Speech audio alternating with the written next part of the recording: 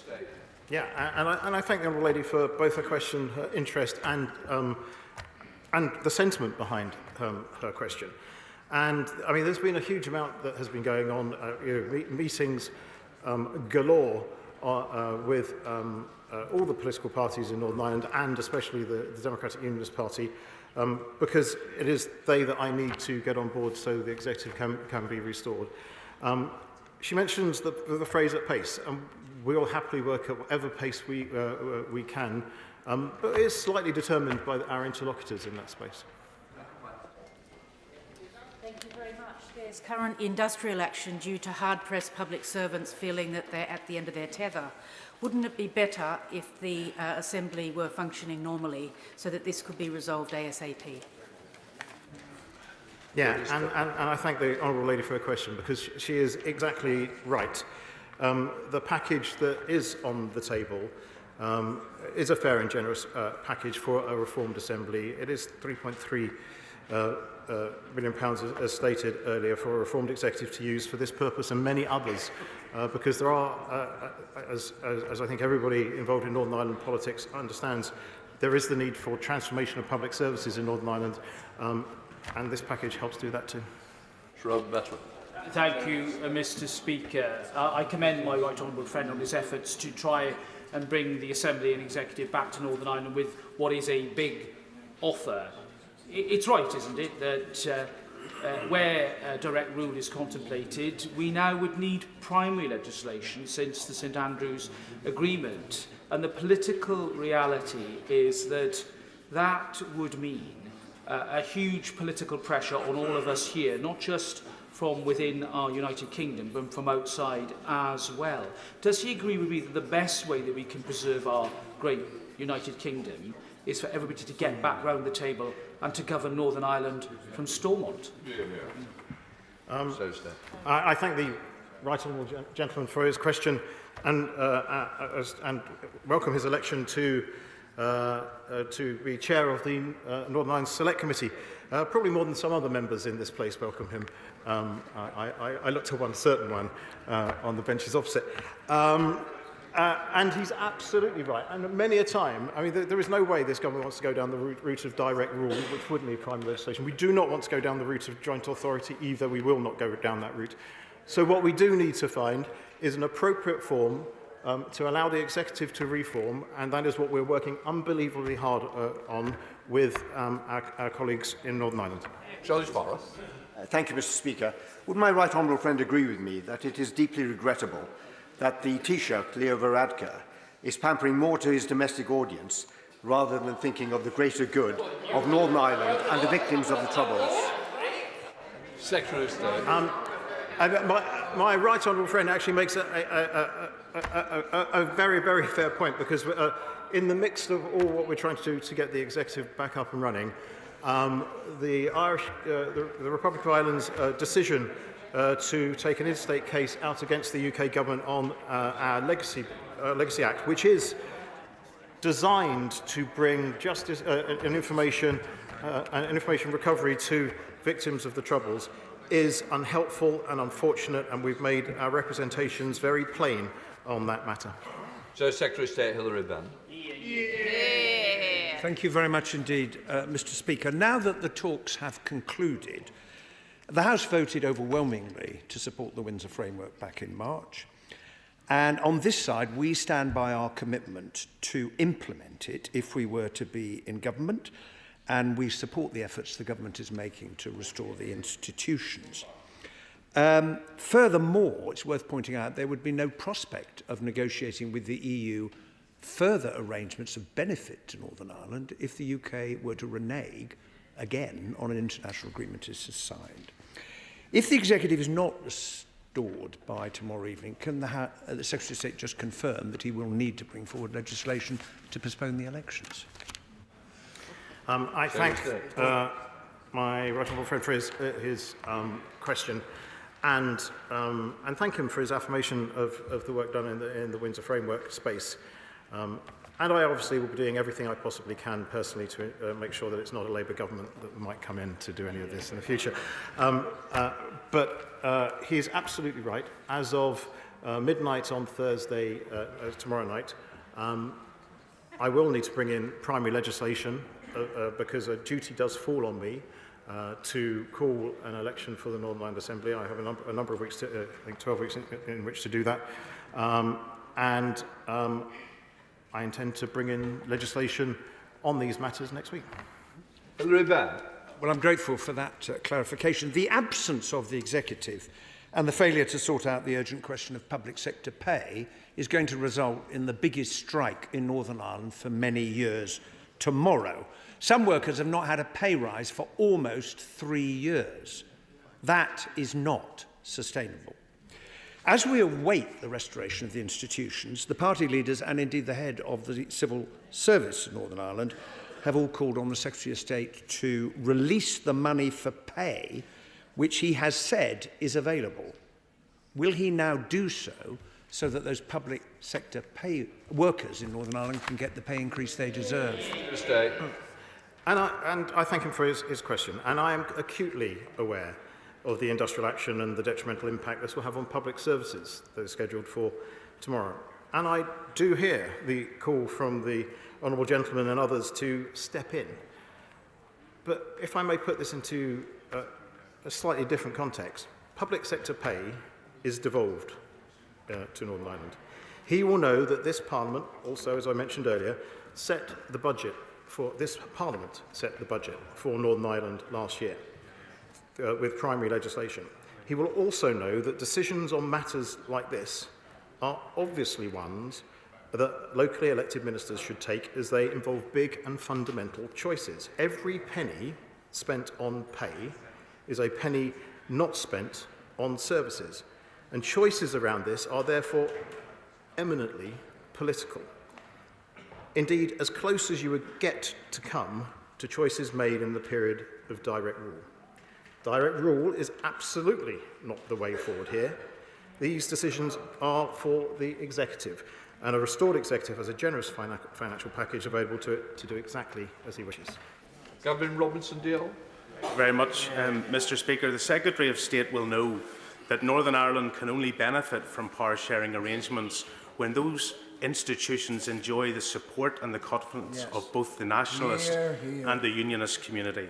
I think I have heard him previously accept that the Northern Ireland Protocol does not enjoy the support of any unionist in Northern Ireland. And despite references to talks having concluded in December, the Secretary of State helpfully indicated on Monday this week that further progress had been made. But does he accept that the restoration of institutions will only be secured when that confidence within the unionist community is put where it needs to be? Can I thank the honourable gentleman for his question, and indeed for the many hours of work that he personally has put into the talks that we've been having, because they are very detailed talks. It's a very complex situation. He outlines, and I have said before, because it is absolutely obvious that the unionists in Northern Ireland are deeply unhappy with the existing Northern Ireland protocol, and I believe we have made excellent progress. And I really do hope that in the coming days and weeks we can get to a point where we can, his party can, come to a conclusion on those talks that leads us to reform the executive, because I know that he is a Democrat and wants that reformed. Robinson. Mr. Speaker, and the Secretary of State, I appreciate those remarks. He will have heard the concerns around the general strike which will be called tomorrow. He will know that his government dismissed our calls when we said that there simply wasn't sufficient money. He knows we had to battle for sufficient money, and he knows that he personally secured in the run-up to Christmas the availability of that money. I don't believe, Mr. Speaker, that release of the funds, which is called for by ourselves, every political party in Northern Ireland, the head of the Northern Ireland Civil Service, and this morning 50 chief executives of public sector agencies across Northern Ireland. I don't believe that there is a lack of will on the Secretary of State's part, but this is a choice. a political choice that the government can make. So I'm asking the Secretary of State, will he use today to encourage his government colleagues, the Treasury and anyone else who believes using public sector workers as blackmail or as political pawns is in any way beneficial? Thank you, Mr. Speaker, and I thank the honourable gentleman for his question and indeed the way that he has put it. But as I mentioned earlier, public sector pay is devolved, and this is properly a matter for locally elected politicians who are best placed to take decisions in this space. We come to Rachel Maskell. Thank you, Mr. Speaker. Number 2, please. Minister. Mr. Speaker, in the absence of the executive, this government has made up to £15 million of support available for businesses and non-domestic properties through the reallocation of existing funding. It is for the Northern Ireland Civil Service and local councils to consider how to utilise the remaining funds to provide further support to businesses and non-domestic properties. Rachel Maskell. Thank you. Building resilience for the future is absolutely vital if this government are going to address the challenges around climate change. York's resilience measures cost over £100 million to protect my city this winter, and the estimated cost to Neary alone, just to businesses, was £37 million as a result of this winter weather. So when will the Minister bring forward a proper amount of money, not just 15 million, maybe a deposit, but a proper amount to ensure that Northern Ireland can build its resilience for the future? Well, Mr. Speaker, I'd answer in a couple of ways. The first thing to say is that at the moment only just over £1 million of that 15 million has been drawn down, which is a sign that it is sufficient. The second point I'd made is that the Northern Ireland Civil Service has recently announced that up to £10 million is now being made available, which will be targeted at assisting small and medium-sized businesses. Up to £100,000 per business will be available. And I think the experience of our own constituency, and I do have those figures in front of me, it does show that this government is committed to being ready for the future on infrastructure. That's partly why we're so keen to see the executive back with a large package to help support the stabilisation and the transformation of public services, so we can get just the kind of investment she refers to. Chris Stevens. Mr. Speaker. Minister. Mr. Speaker, with permission, I'll answer questions 3, 10 and 12 together. The Government has taken decisive action to help tackle increases in the cost of living, including support for the most vulnerable households in Northern Ireland. We are targeting support this winter through a range of support, including £900 cost of living payments. It remains vital that there is a functioning executive in place that can deliver for the people of Northern Ireland who deserve that stable government taking the relevant decisions. Chris Stevens. Thank you, Mr. Speaker. I want to return to public sector pay, because public sector workers in Northern Ireland have saw their real pay fall by more than 7% over the last year. So does this not demonstrate that the UK government's response to the cost of living crisis is leaving Northern Ireland behind, and can encourage them to join the cross-party calls to ensure that public sector workers in Northern Ireland are fairly paid for their important work? Well, Mr. Speaker, I'm grateful that he raises this again, and he will have heard what my right honourable friend, the Secretary of State, said. But I do want to emphasise that the sum of money which has been made available in what is a large package for stabilisation and transformation in Northern Ireland does include a sum of money to enable public sector pay to be settled, but that is a matter to be decided in Northern Ireland, and that is why we continue to press with as much force as we can muster to ask the DUP and other parties to restore the Assembly and the Executive to deal with this. Mr. Speaker, given that the UK is experiencing the biggest drop in living standards on record, with households bearing the brunt of higher energy costs, and temperatures dropping dramatically this week across Northern Ireland and indeed Scotland, why has the UK government left households out in the cold this winter? Mr. Speaker, I don't accept that we've left households in the cold. A further cost of living support through the winter period for Northern Ireland households was announced in the autumn statement in 22, with additional payments to households across the UK on means-tested benefits getting £900, on disability benefits £150, and pensioner households £300. We're absolutely resolved to promote prosperity in Northern Ireland, and we are seized of the reality that disposable incomes in Northern Ireland are particularly squeezed, and that's why we've put in a range of measures to promote prosperity, which I hope to return to in later answers. Kirsten Oswald. Thank you, Mr. Speaker. We've just heard the Minister say that incomes in Northern Ireland are particularly squeezed. In November, the typical monthly pay in Northern Ireland saw a month-on-month fall of 1.8%. By contrast, typical wages in the UK showed a 1.2% month-on-month increase. That means that earnings in Northern Ireland sat 11% below UK earnings. That's the biggest difference on record. So what steps are being taken now, in the absence of a functioning Stormont, to offer some kind of sustainable pay deal in Northern Ireland for public sector workers? Minister. Well, Mr. Speaker, I could give a lengthy answer to her question which would try your patience, but I just would return to her final question: what is being done for public sector workers? We are absolutely seized, as we've said before, of the need to ensure public sector workers have a pay rise, and that is why a very substantial sum is in the package on the table for the parties. But we're absolutely clear that on this issue, as across a wide field, as I'm sure we'll hear in the course of questions, Northern Ireland needs devolved government to take the relevant decisions in Northern Ireland. And on that, there's consensus across the House. Liz. The government's package to support people with the cost of living amounts to about 94 billion over 2 years. It's one of the most comprehensive in Europe. Can he assure the House that people in Northern Ireland have had full access to those cost of living support measures as an integral part of our United Kingdom?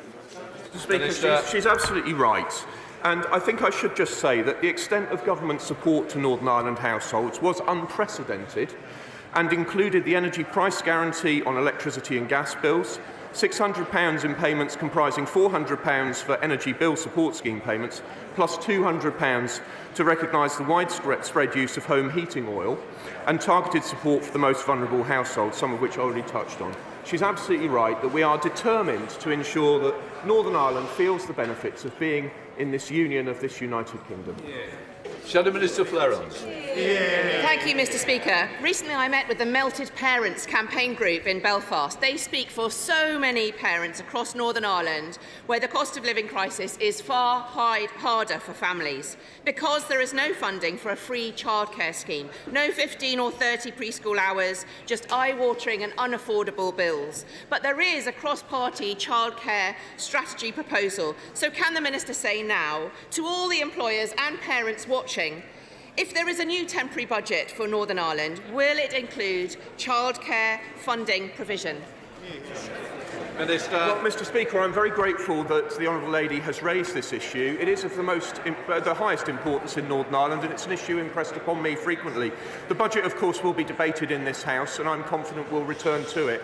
But I think, once again, as we've said before, this is one of those issues which once again underscores the importance of a returning executive, and I'm grateful that we agree on that point. But she's absolutely right to raise this issue. Martin Dockett-Hughes. Well done. Thanks very much. Number 4, Mr. Speaker.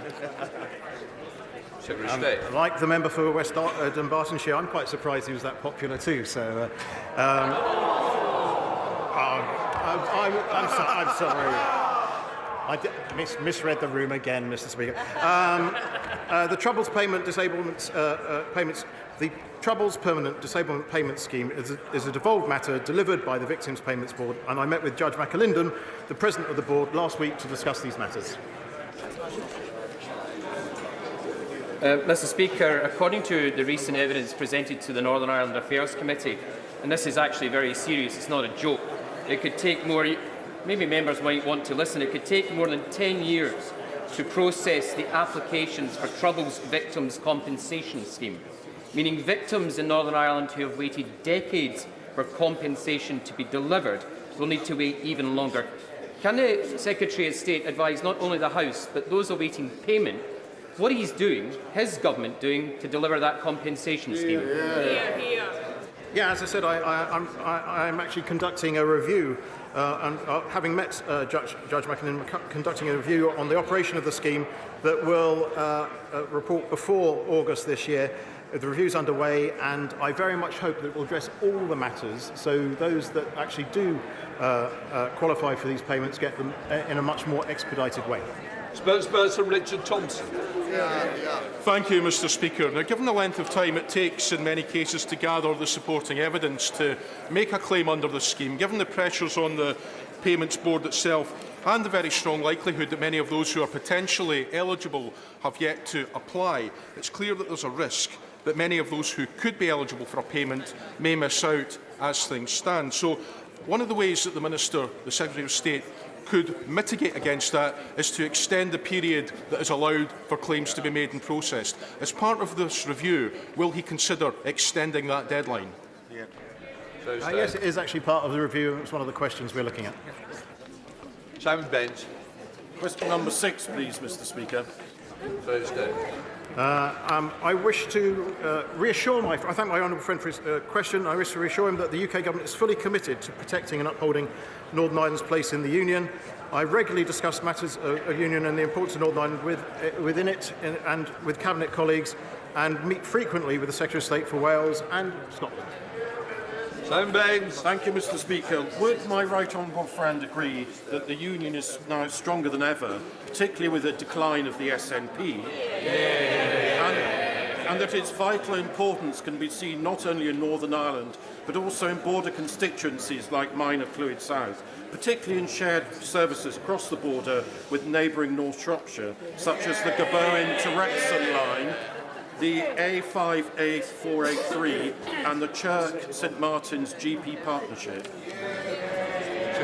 Thank you, Mr Speaker. As you can see, all politics is local, and I congratulate my honourable friend in the success of shared cross-border services in his constituency, and he's absolutely right. I know he's a great champion of connectivity across the United Kingdom, and I'm sure his constituents appreciate his efforts on these matters. Sammy Wilson.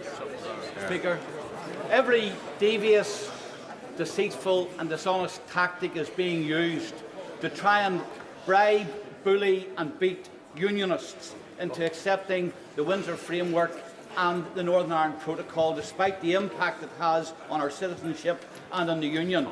It seems that the latest recruit is the chairman of the Northern Ireland Affairs Committee, who only this week has told BBC that unions should get back into Stormont because constitutional issues are the responsibility of the EU, and that the Irish government in any settlement would have a say in the future of Northern Ireland. Can the Secretary of State confirm that this Conservative Unionist government has not handed constitutional control of Northern Ireland to the EU, and that the chairman of the Northern Ireland Affairs Committee has either become an overzealous advocate of the scare tactics or is talking through his hat? See, you're as brief as ever, Secretary of State.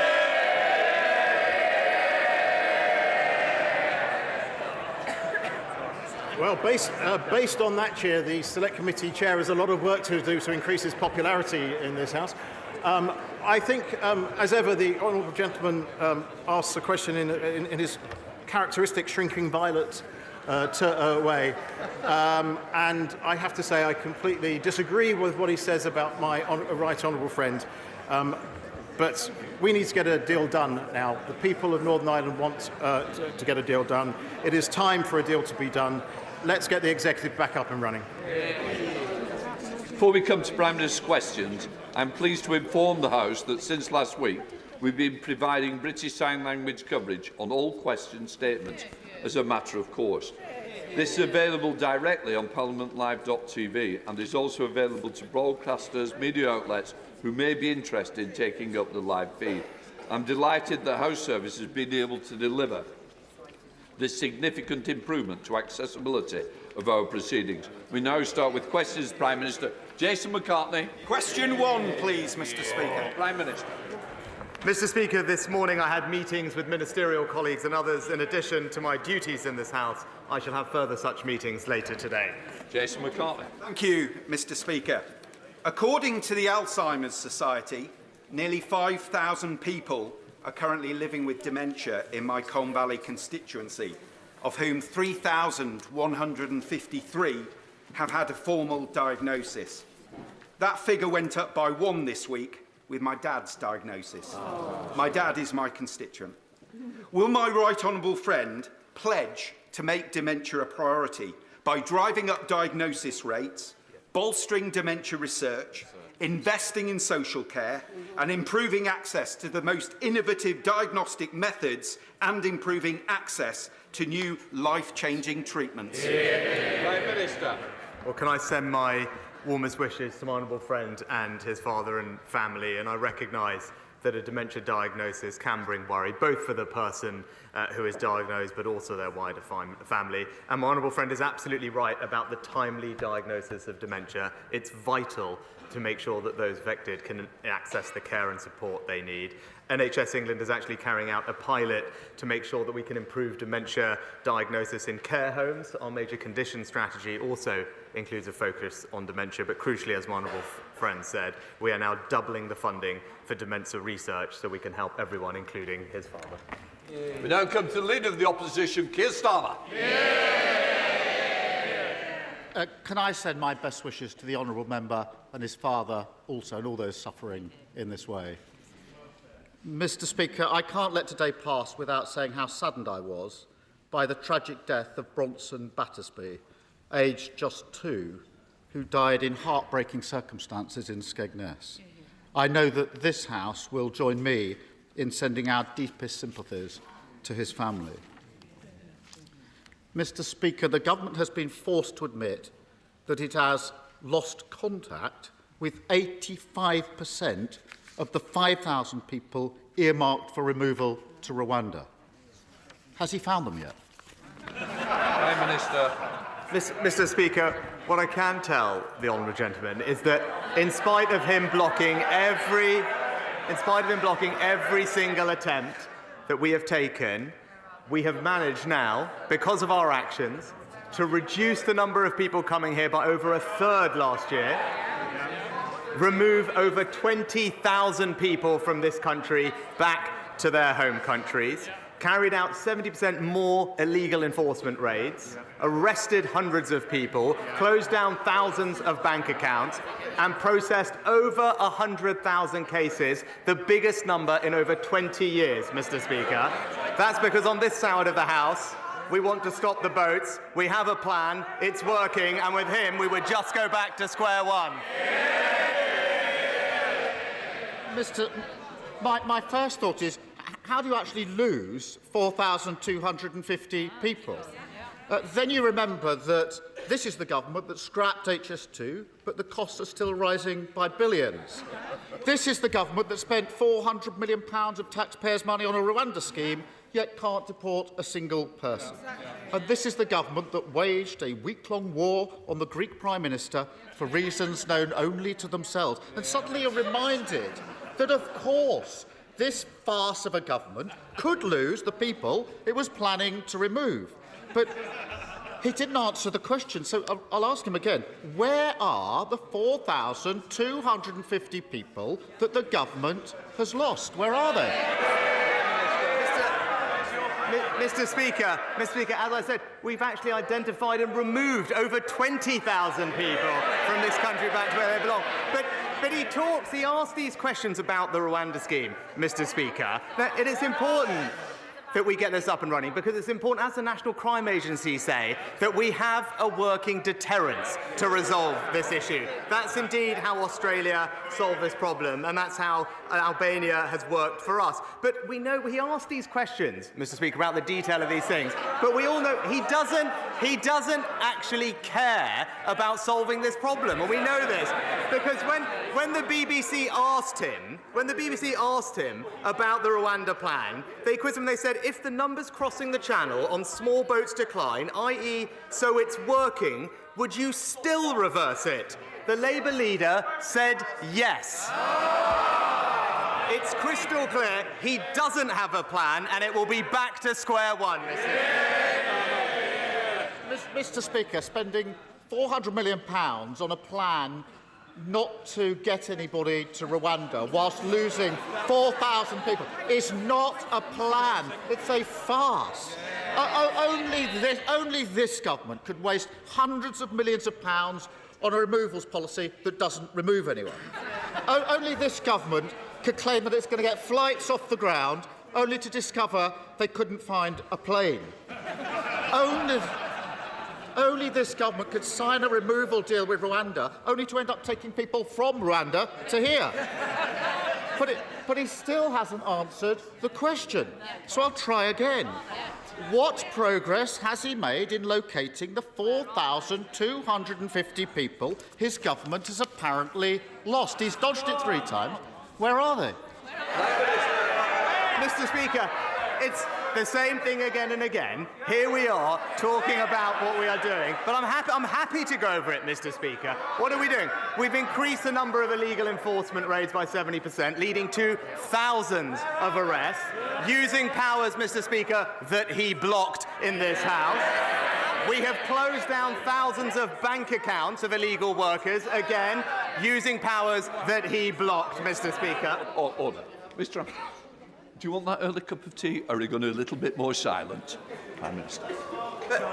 And, Mr. Speaker, as I said, we have worked through a record number of cases and returned a record number of people back to where they've come. All of that is a plan that is working, and we can see that it's working because the numbers of people coming to this country are down by over a third, Mr. Speaker. But again, it is a bit rich to hear him in here pretending that he cares about how we actually stop the boats when he's been crystal clear. He's been crystal clear and said that even if the plan is working to reduce the numbers, he would still scrap it, Mr. Speaker. It's because he has no values, no conviction and no plan, and it's back to square one.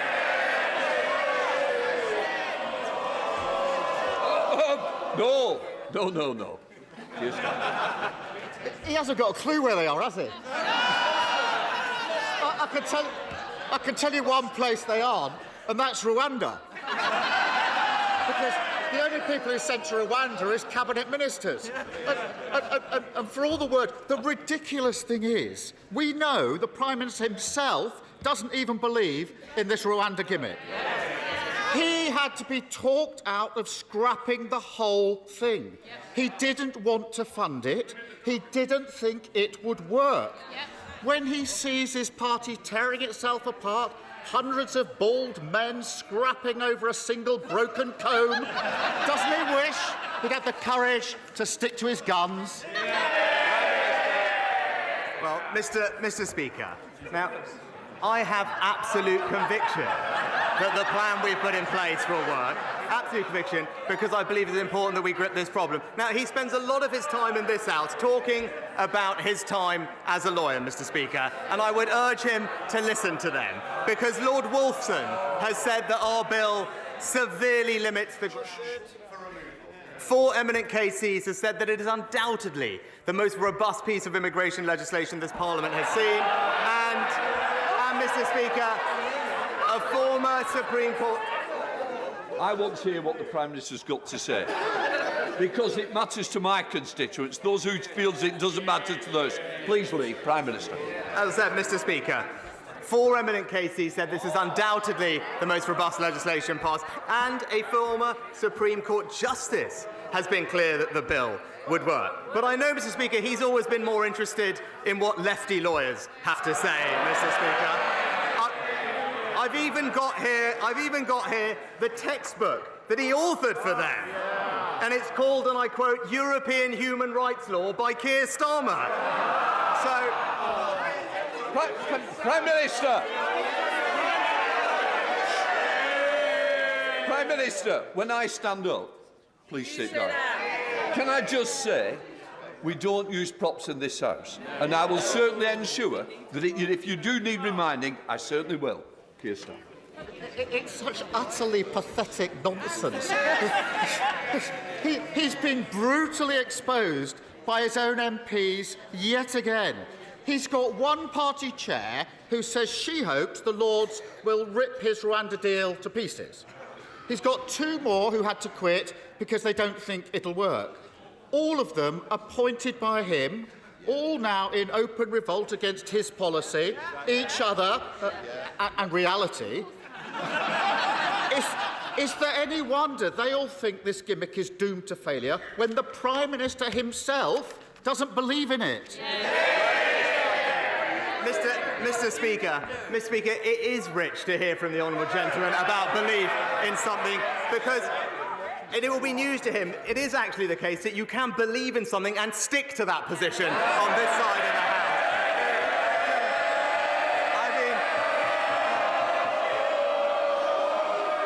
I will say to this side. Oh, hello. Somebody's jumping in from over. Can I just say it's very important. It's an important day. People want to know what's going on. So I want my constituents, just like yours, to hear what the Prime Minister's got to say. Prime Minister. Just this week, Mr. Speaker, we had another example of the honourable gentleman doing one thing, saying another, because this week he backed the Home Secretary in banning the terrorist group Hizb ut-Tahrir, despite him personally using the European Court of Human Rights to try and stop them being banned. And don't take my word for it, Mr. Speaker, the extremists' own press release said, and I quote, the Hizb ut-Tahrir legal team led by Keir Starmer. Now, I know he doesn't like talking about them because they've been a client, but when I see a group chanting jihad on our streets, I ban them, he invoices them.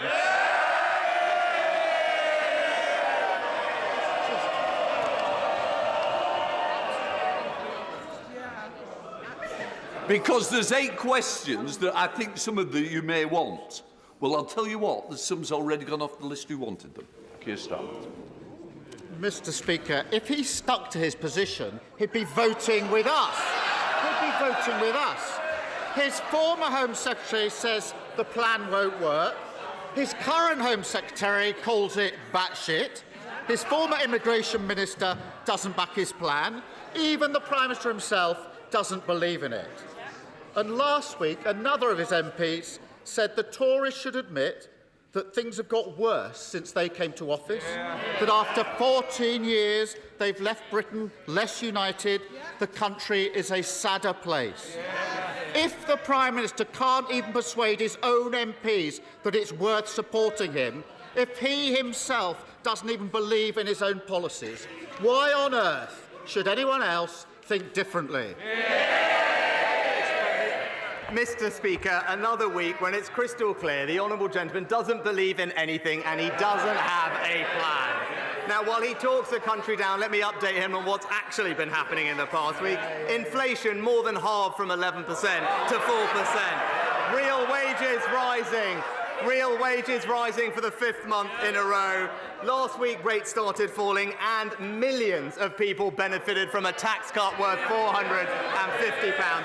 So while he takes us back to square one with a £28 billion tax grab, let's stick with a plan that's delivering a brighter future for Britain. Mr. Speaker, it's against the law to silence victims of crime, but that's exactly what the Post Office did through the use of non-disclosure agreements. And this is just the most recent case of NDAs covering up mismanagement, misconduct and even crimes at work. Will my right honourable friend, the Prime Minister, consider banning their use in all severance agreements once and for all? Minister. My right honourable friend is right to raise an important point, and the ability to speak out about things is key to unlocking justice. And while NDAs can have a place, my honourable friend is right to say that they shouldn't be used to stop victims of crime, in particular getting the justice that they deserve. I can tell her that the Ministry of Justice are carefully considering how to best address this issue, including legislation, and I know that my right honourable friend, the Justice Secretary, will keep the House updated on further progress. Leader of the SNP, Stephen Flynn. Mr. Speaker, when people woke up today in homes that they can't afford to heat with mortgages that they're struggling to pay, to news that inflation is once again on the rise, they'll have looked to Westminster for answers. And instead they find a UK government which is tearing itself apart over how quickly it can send vulnerable people on a plane to Rwanda. Surely the Prime Minister must understand that the anger that some of his own backbenchers have towards him is no comparison to the anger that the public have towards his party. Prime Minister. Mr. Speaker, if the honourable gentleman did care about supporting working families to pay their bills, to pay their mortgage, why on earth is the SNP making Scotland the highest tax part of the United Kingdom, where the average, Mr. Speaker, not the wealthiest, where the average worker in Scotland is now paying more tax than they do in England? Stephen Flynn. Of course, Mr. Speaker, when it comes to the Rwanda Bill, the reality is that if you want to stop the smuggling gangs, you should introduce safe and legal routes. But instead, the Prime Minister is seeking to weaponise some of the most vulnerable people in society. It is straight out of the cruel and callous right-wing extremist playgroup. His time in office is fast approaching its conclusion. Does he seriously want this to be his legacy? Prime Minister. Well, Mr. Speaker, as I said, it is important that we stop the boats because illegal migration is simply not fair, Mr. Speaker. It's not right that some people jump the queue, that they take away our resources to help those who are the most compassionate, that need our most help, and, by the way, Mr. Speaker, are exploited by gangs, and many of them lose their lives making these dangerous crossings. So I completely disagree with the honourable gentleman. The fair and the compassionate thing to do is to break these criminal gangs, and that's why we're going to stop the boats. Russell. Thank you, Mr. Speaker. Unexpectedly, 5 months ago, I had a heart attack. And thanks to the swift action of the NHS emergency services, it was caught early. So one stent operation later, I was on a swift path to rehabilitation and recovery and stand here today, fighting fit and a bit lighter too. So along with encouraging everyone to visit the British Heart Foundation website to understand the early warning signs and get fantastic resources to help them, would the Prime Minister also join me in personally thanking everyone who helped to save my life and help me recover, including the East of England Ambulance Service, the teams at Watford General and Harefield Hospital, the cardiac rehabilitation teams, and everyone who supported me, especially my family and my team, some of whom are in the gallery today, who helped ensure that I continue to deliver for the great people of Watford. I thank my honourable friend for sharing his story, and I know the whole House will be delighted to hear that he's made a swift recovery. We all wish him good health for the future as he resumes his excellent campaigning on behalf of his constituents in Watford. And I also join him in thanking our fantastic NHS staff for the life-saving work that they do up and down the country. We're backing them with record resources, from our doctors to our ambulance service. We are all in this House truly grateful for what they do. Caroline Lucas. Thank you very much, Mr. Speaker. Until the UK government calls for an immediate ceasefire, it is complicit in the horrors in Gaza. Not my words, but those of the head of Oxfam, who, like every single agency trying to operate on the ground, is clear that aid can't be effectively delivered while fighting continues. More UK aid is, of course, welcome, but even when it does get through, it can result in what one Palestinian aid worker calls bombing us on full stomachs. 24,000 people have already been killed. So can he tell us what will it take for him to back a permanent bilateral ceasefire? Mr. Speaker, of course, we want to see a peaceful resolution to this conflict as soon as possible. A sustainable, permanent ceasefire with an end to the destruction, fighting and loss of life, release of hostages and no resumption of hostilities would, of course, be the best way forward. But in order to achieve that, a number of things need to happen. Hamas would have to agree to release all the hostages. Hamas would no longer have to be in charge of Gaza, and the threat of more rocket attacks from Hamas into Israel would have to end. And the Palestinian Authority, boosted with assistance, would need to return to Gaza in order to provide governance and aid. That is the sustainable ceasefire that we will work very hard to bring about. Nick Fletcher. Thank you, Mr. Speaker. Mr. Speaker, today I was unsure whether to raise a national issue, such as the desperate need for a Minister for Men, or a local issue, such as Doncaster's need for a new hospital or Edlington for a new leisure centre. But I thought the best thing I could do is ask the Prime Minister to come and have a tour of Doncaster.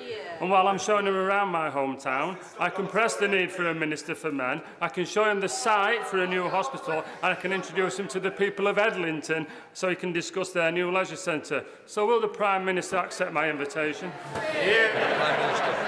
Well, thanks to my honourable friend's fantastic campaigning on behalf of his constituents, Doncaster City Council has received, I think, more than £80 million in levelling up funding to support its regeneration products. And most recently, Doncaster has been awarded £20 million in our long-term plan for towns over the next 10 years, which I know he is working very hard to make sure is prioritised for local people. I would be delighted to discuss those projects and his other ideas when I come and visit him as soon as my diary allows.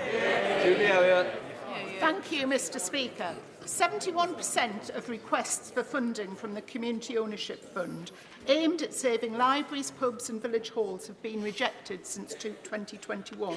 It pits communities against each other and does nothing to address the underlying causes that have led to the loss of these much-loved assets. When will the government offer more than a simple sticking plaster for our towns, high streets and communities? Prime Minister. Well, Mr. Speaker, I set up the Community Ownership Fund when I was Chancellor, and it is doing fantastic work, funding hundreds of projects across the country, including, I believe, one in the Honourable Lady's own constituency, the Back on the Map scheme. It is there to support local communities to take over assets, whether it's pubs, village halls or other community assets, and it's doing a fantastic job. It's right that there's a competitive process because we want to make sure that that money is deployed in the areas where it can make the most difference. Greg Smith.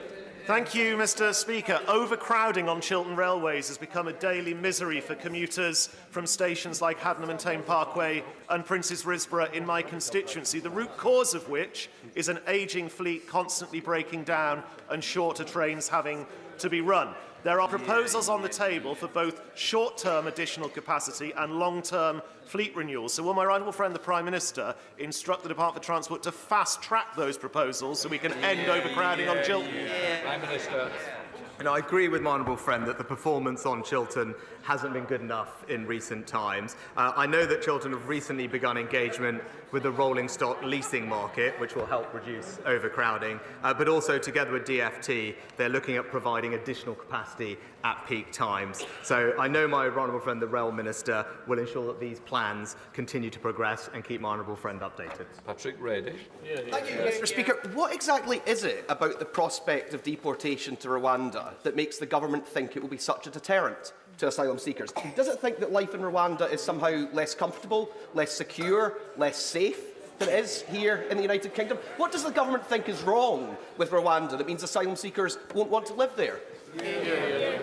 Speaker, it's not that there's anything wrong with it, it's just that it's not the United Kingdom, Mr. Speaker. And I have to point out to the honourable gentleman that deterrence works. We know that it works because our scheme with Albania has ensured a 90% reduction in arrivals from that country. To Therese Coffey. Mr. Speaker, I know my right honourable friend the Prime Minister is committed to energy security and the development of renewables, as am I, and that's why Sizewell C started a DCO this week. However, there are plenty of other developments which are happening on greenfield sites where CPOs are planned to be used by National Grid to plough up farming fields used for food but also tree production as well, when there are brownfield sites already available connected to the network. National Grid is refusing to publish its study of Bradwell and why they deem it would not be suitable for this connection of offshore wind farms and interconnectors. Will he meet with me to discuss this and other East Anglian MPs and also to use the powers of his office to get that study published? As my honourable friend will know, that planning applications for new infrastructure are managed independently, so I can't comment on specific cases, but I do agree with her that it's important to listen to the views of local communities like those that she represents across Suffolk and East Anglia. I know my honourable friend for Aberdeenshire West was visiting her area recently to mark the commencement of the project at Sizewell C, and I can assure her that relevant ministers will continue to pay close attention to her concerns. Stevens. Thank you, Mr. Speaker. The Leader of the House last week correctly described the contaminated blood scandal as on another level compared to other scandals. Now that Sir Brian Langstaff has announced today the publication of the final report of the infected blood inquiry, he reminds us, Mr. Speaker, that his principal recommendation remains that a compensation scheme should be set up with urgency and that no one should be in any doubt about the serious nature of the failings over more than 6 decades that led to catastrophic loss of life and compounded suffering. Prime Minister, over 100 parliamentarians wrote to you this week, so can you tell us now when those affected will be paid compensation for their loss? Mr. Speaker, I'm acutely aware of the strength of feeling on this issue and indeed the suffering of all of those impacted by this dreadful scandal. I gave evidence to the inquiry last year, and as I said then, I recognise the suffering that thousands have experienced over decades. He will know that the Minister for the Cabinet Office updated Parliament on this towards the end of last year. He'll know it's a highly complex issue. Interim payments have been made in some cases, and we are committed, absolutely committed, to responding to the final report as quickly as possible following its publication. Robert Neal. Mr. Speaker, last week, Conservative-controlled Bromley Council's children's services were rated outstanding by Ofsted in all 4 areas of inspection, only the 3rd time that has happened under the current framework. Will he join me in congratulating the officers and members of Bromley Council, and perhaps even visit Bromley and see our new cost-saving civic centre? Well, perhaps not quite on my way to Doncaster, but I'll bear it in mind. But can I join my honourable friend in paying tribute to Bromley Council and all the officers involved in providing what is an incredibly important service in their local community and looking after some of the most vulnerable children in our society. They all deserve our thanks and our praise for their brilliant efforts. Dr. Rupert. Thank you, Mr. Speaker. HS2 promised to transform intercity travel and my seat, where Old Oak Common will be one day. But after Leeds and Manchester were ditched, its London end's now in doubt. Could the PM today commit to ensuring it at least reaches Euston, or is he intent on stopping all transport forms, except private jets, maybe? Prime Minister. I think her leader might have something to say about the forms of transportation, Mr. Speaker, and perhaps on HS2 as well, because I still haven't actually heard from him his position on the whole subject. But we have, Mr. Speaker, I would say Old Oak Common is destined to be one of the foremost stations in the country because of the stationment and the extra connectivity that it will have across London as the initial terminus for HS2 trains. And as we said at the announcement, we are working with the private sector, as we have done in other developments in London, to raise private money, save the taxpayer money, and deliver the connection to Euston as planned. Thank you, Mr. Speaker. I've just got back from the inaugural Women's Health Summit. During the summit, it was announced that the specialist maternal mental health services will now be available to women in every part of England by March. This is particularly pertinent for me after one of my constituents, Jessica Cronshaw, passed away whilst pregnant with her baby Elsie after suffering with severe pregnancy sickness, hyperemesis gravidarum.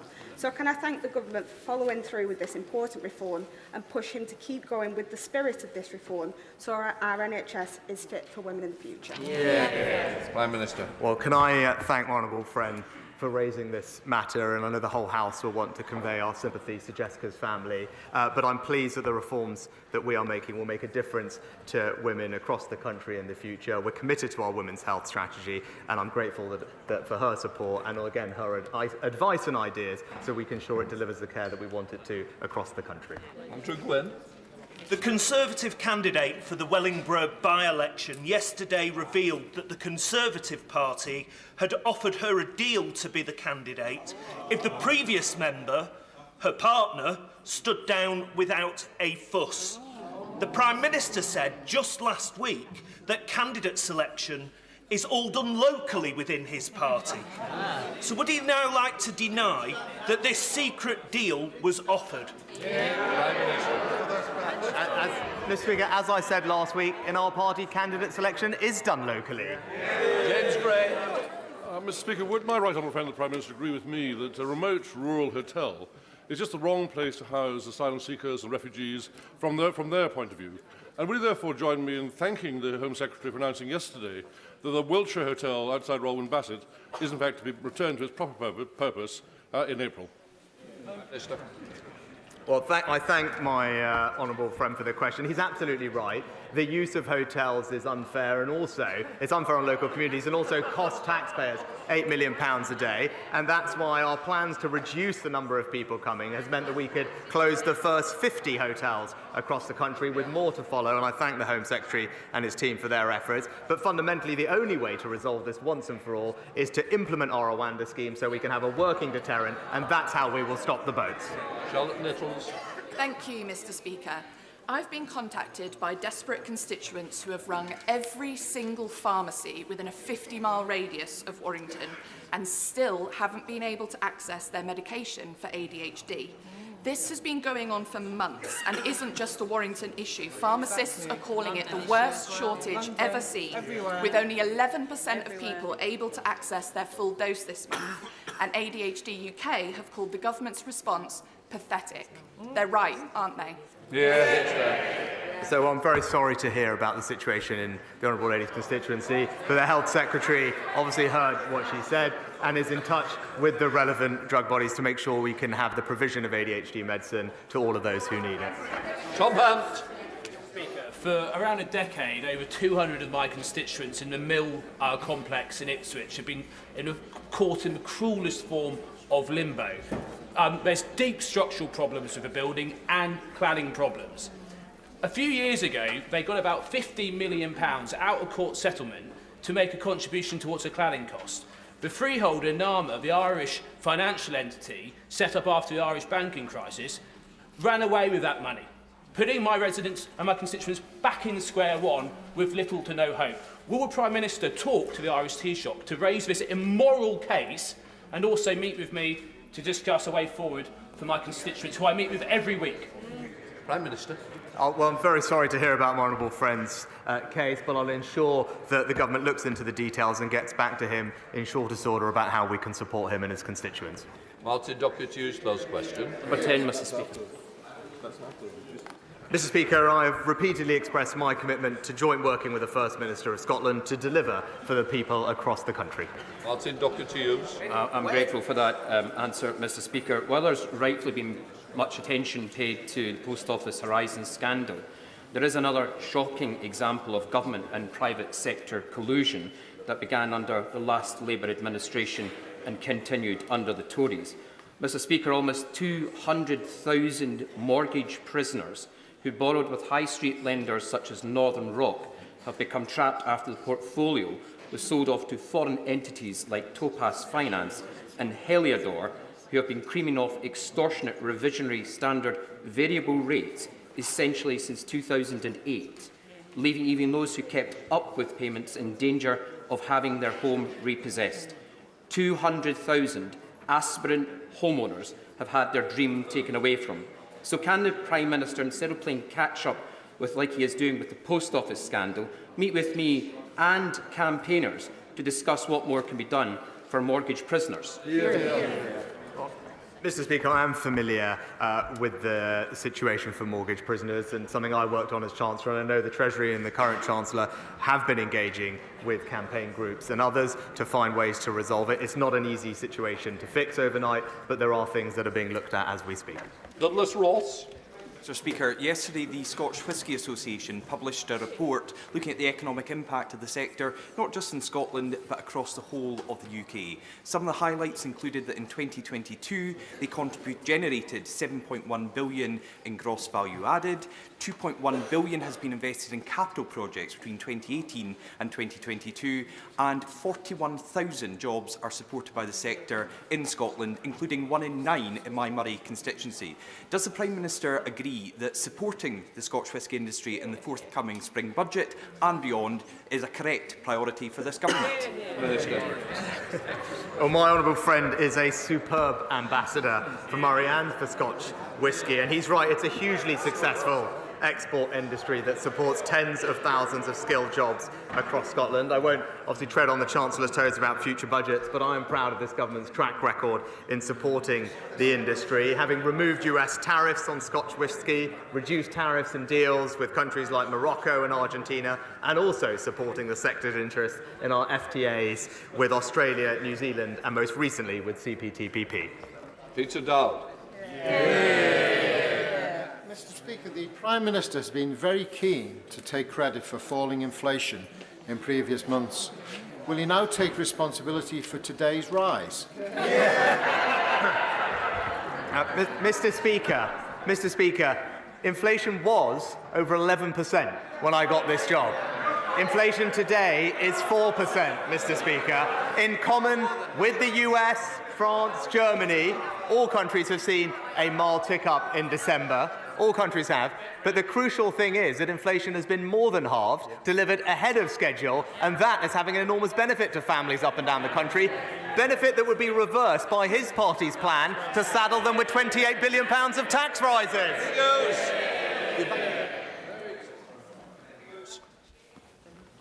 Mr. Speaker, I'm a keen park runner in Warsaw, but I'm also part of the core team of volunteers that recently brought Parkrun to Tamworth. So in the 20th anniversary year of Parkrun, will the Prime Minister join me in encouraging other towns that don't yet have a parkrun to get one? Prime Minister. Well, it's great to hear that my honourable friend is an avid park runner, and I thank him for actually volunteering so that the people of Tamworth can enjoy one too. I completely agree with him. When I had more time, I was a regular at the North Allerton Park Run and the Junior Park Run as well, which I recommend for those with children. It is a fantastic and accessible way to get people moving, and I join him in encouraging everyone to get involved in his local area and beyond. Daisy Cooper. Thank you, Mr. Speaker. At the last general election, residents in West Hertfordshire were promised a new hospital, but we are still waiting for the green light and having to put up with broken lifts and overly crowded treatment wards. In other parts of the country, there are entire hospital buildings that have had to be closed down, like the one in Stepping Hill in Stockport, because they are structurally unsafe.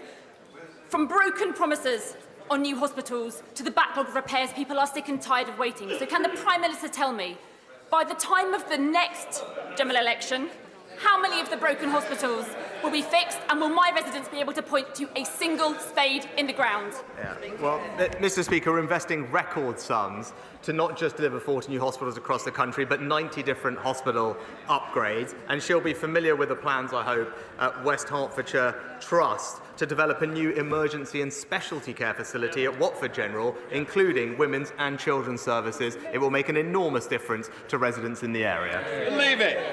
Thank you, Mr. Speaker. A recent BBC News article raised fears that Blyth could become a ghost town, as we see our shopping centre closed to be replaced by a new higher education facility. Residents are right to be concerned, and I have personally seen decades of Labour neglect and decline in our town. And I really have. But this Conservative government has invested hundreds of millions of pounds to level up my constituency with spades in the ground as I speak here in the House of Commons. Can my right honourable friend assure me that the rebirth of our towns will continue as a key focus of this Conservative government? Well, my honourable friend is absolutely right, and I commend him for being such a strong advocate for Blyth. And nearly half of the recent Towns Fund has been distributed to northern regions in England to level up constituencies like his own. And that is the difference. As he said, after years, if not decades, of neglect under the party opposite, it's this government that is levelling up across our country. Final question, Ian Mans. I'm very grateful, Mr. Speaker. In June 2022, to some fanfare, the government announced the approval of £41 million for a package of works for the restoration of the Tyne Bridge, which is the route of the A167, the old A1, and it connects Gateshead with Newcastle city centre, and is instantly recognisable around the world as an emblem of Tyneside. However, the funding is still awaiting sign-off within the Department of Transport, and work cannot progress. So given the scale and the complexity of the work that's required, and the significant additional cost implications if funding doesn't come forward, can we actually have the money, please, to get on with the work so that the bridge will be ready for its centenary celebrations in 2028? Well, Mr. Speaker, I'll ensure that the relevant minister gets back to him with an update on the project, and I'm pleased not just investing in that project in his area, but also following on from the last question, I know his area has received levelling up funding worth £20 million to help transform the visitor economy in Gateshead. Yet more example of this government investing to level up across the north and across the country. That completes Prime Minister's questions.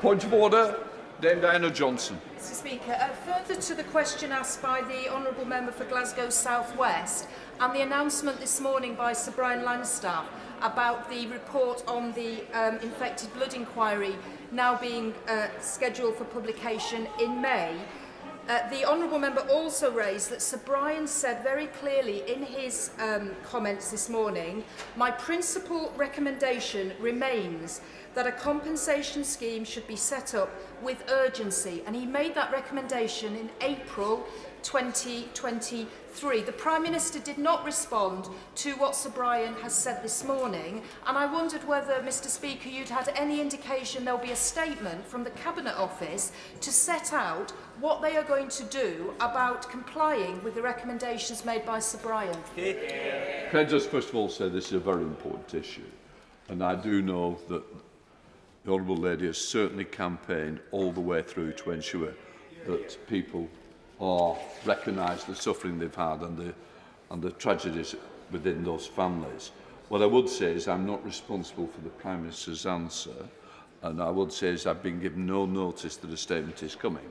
But what I do know, and I can be rest assured, that the Honourable Lady will not stop at the question she's just asked, but she will pursue it through other avenues to ensure that the question she asked is answered somewhere. Right, we now come to presentation of bills. Tim Farron. Outdoor Education Bill. Second reading what day? Friday, 21st of June, sir. Friday the 21st of June. Okay, Tim, thank you. Right, we come to the 10-minute rule motion. I call Caroline Lucas. Thank you very much, Mr Speaker. I beg to move that leave be given to bring in a bill to establish the right to breathe clean air, to require the Secretary of State to achieve and maintain clean air in England, to involve the UK Health Security Agency in setting and reviewing pollutants and their limits, to enhance the powers, duties and functions of various agencies and authorities in relation to air pollution, to establish the Citizens' Commission for Clean Air with powers to institute or intervene in legal proceedings, and to require the Secretary of State and the relevant national authorities to apply environmental principles in carrying out their duties under this Act and the Clean Air enactments and for connected purposes. Madam Deputy Speaker, in 2013, the life of 9-year-old Ella Roberta Adukasi Deborah was tragically cut short when she suffered a fatal asthma attack. Ella lived close to the heavily congested South Circular in Lewisham